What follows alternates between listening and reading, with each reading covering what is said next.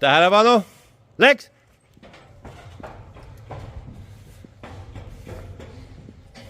Võistleja peab üles jooksma täisvarustuses umbes 20 kilo ja kannab pakki, 20 kilost pakki kannab.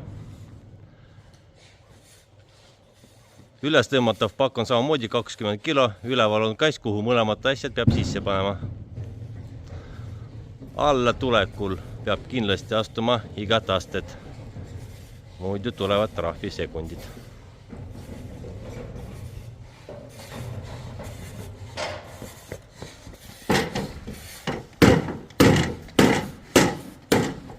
Imitaator, mis imiteerib savamist, kaal 70 kilo.